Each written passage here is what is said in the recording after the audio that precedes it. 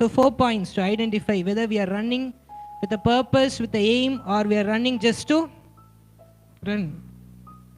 First point, Corinthians 1 Corinthians chapter 9 verse 25. பந்தயத்துக்கு போராடுகிற யாவரும் எல்லாவற்றிலேயும் இச்சை அடக்கமாக இருப்பார்கள். ஃபர்ஸ்ட் பாயிண்ட், அவங்க இச்சை அடக்கமாக இருப்பாங்க. யாரு? ஒரு நோக்கத்தோடு ஓடுறவங்க இச்சை அடக்கமாக இருப்பாங்க. மேபி தமிழில் இச்சை அடக்கம் இருக்குது, இங்கிலீஷில் செல்ஃப் கண்ட்ரோல் இருக்கும். What does it mean? கிரீக்கில் நம்ம போய் பார்க்கும்போது what does it mean is a person who controls himself. Self control. இச்சை அடக்கம் நம்ம it's not about lust, not about sin, அதை பற்றி மட்டும் குறிப்பிடுற காரியம் இல்லை. செல்ஃப் கண்ட்ரோல் அப்படின்னும் போது one who controls every thing he thinks. தன் சிந்தனையில் வருகிற எல்லாத்தையும் அடக்க தெரிந்தவன், அடக்குகிறவன். இச்சை அடக்கம். அவன் லைஃப்பில் வர எல்லா ஆஸ்பெக்ட்ஸையும் ஒவ்வொரு காரியத்தையும் அடக்க தெரிஞ்சவன் தான் ஒரு நோக்கத்தோடு ஓடுகிற ஒருத்தனாக இருக்கான். Maybe the job he goes, the education he pursues, the lifestyle he wants, the finance he desires, இது எல்லாத்தையும் அந்த ஓட்டத்திற்காக அடக்க தெரிஞ்சவன் ஓடுகிறவன். அது எதுவும் இல்லாமல் உங்க கூட ஓடிக்கிட்டு இருக்கவன் they run just to be careful. First be careful of yourself, then the person who is next to you. நோக்கத்தோடு ஓடுகிறவன் தன் வாழ்க்கையில் இருக்கிற எல்லாத்தையும் தன்னுடைய கண்ட்ரோல்ல, தன்னுடைய ஆளுகைக்குள்ள வைத்திருப்பான். இன்னொரு வசனம் சொல்லுது 2 கொரிந்தியர்ல, மேபி எனக்கு ரெஃபரன்ஸ் தெரியல, கிறிஸ்துக்கு விரோதமாக எழும்புகிற எல்லா சிந்தனையும் நாங்கள் சிறைப்படுத்துகிறோம். We take control, we take captive of every thoughts that's against Christ and his kingdom. தேவ ராஜ்யத்திற்கு விரோதமாக இருக்கிற எல்லா ஆசைகளை, தேவ ராஜ்யத்துக்கு விரோதமாக இருக்கிற எல்லா சிந்தனைகளை, தேவ ராஜ்யத்திற்கும் தேவனுக்கும் விரோதமாக இருக்க எல்லாத்தையும் we take into captive, we control things. ஒரு நோக்கத்தோடு ஓடுகிறவன் தன் வாழ்க்கையில் வருகிற எல்லா ஆசைகளையும் எல்லா விருப்பத்தையும் கண்ட்ரோல் பண்ண தெரிஞ்சவனா இருப்பான். he controls, he doesn't let loose things. அவன் எல்லாத்தையும், அவனுக்கு வர ஆசை எல்லாத்தையும் செஞ்சிடணும், வர விருப்பம் எல்லாத்தையும் பண்ணிடணும்னு நினைக்கவே மாட்டான். தேவனுக்காக ஓடுகிறவன், ஒரு நோக்கத்தோடு ஓடுகிறவன், தனக்கு வர எந்த ஆசையாக இருந்தாலும் விருப்பமாக இருந்தாலும் அது தேவனுக்கு உட்பட்டதா தேவ ராஜ்யத்துக்கு உட்பட்டதான்னு யோசிச்சு அதுக்கு சம்மந்தம் இல்லாத எல்லாத்தையும் கண்ட்ரோல் பண்ண தெரிஞ்சவனா இருப்பான். Point 1.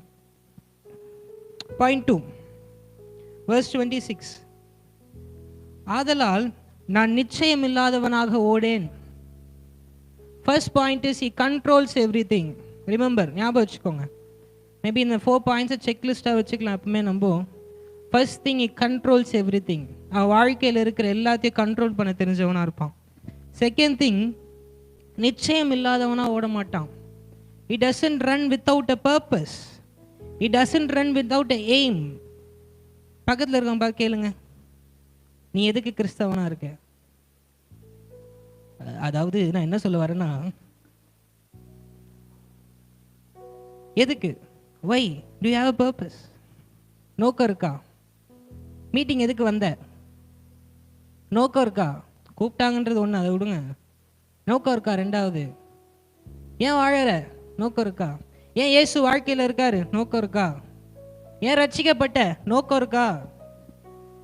If you have a purpose and if you know a purpose, you run to receive, or else you run just to run. Point number 3, ரொம்ப இன்ட்ரெஸ்டிங்கான பாயிண்ட். அதே 26ல, ஆகாயத்தை அடிக்கிறவனாய் சிலம்பம் பண்ணேன். Beating in the air.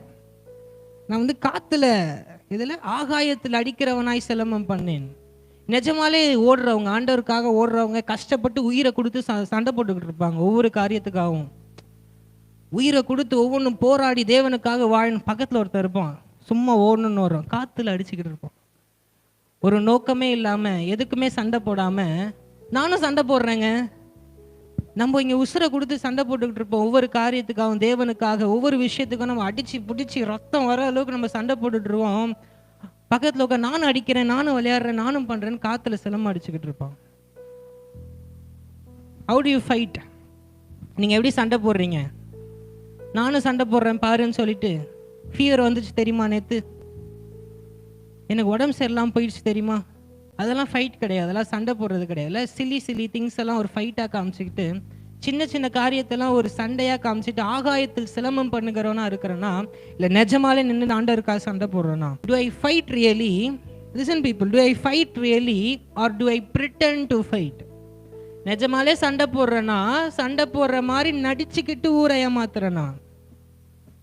Right, self question please, ஒவ்வொருத்தனும் கேட்டுக்க வேண்டியது. those who want to run really, ஓடணும்னு ஓடாமல் ஒரு காரணத்துக்காக ஓடுறவன் நிஜமாலே சண்டை போடுவான். ஆனால் சும்மா ஓடுறவன் இருக்கான் பார், நம்ம கூடயே வந்துட்டு இருக்கவன் சண்டை போடுற மாதிரி நடிச்சுக்கிட்டே இருப்பான். நம்ம நினைப்போம் சண்டை போடுறான், அவன் அடிக்கிறது காத்த. How do you fight? நீங்கள் எப்படி சண்டை போடுறீங்க? In the last and fourth point, 27th verse, என் சரீரத்தை ஒடுக்கி கீழ்ப்படுத்துகிறேன். இங்கிலீஷில் slave is.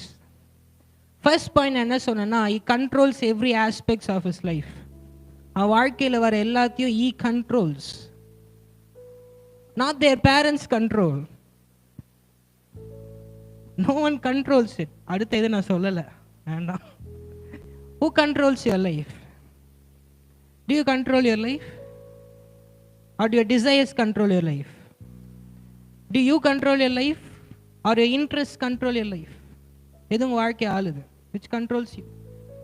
உங்கள் ஆசைகள்லாம் உங்களை கண்ட்ரோல் பண்ணுதா? இல்லை, you are controlling your life for God's sake.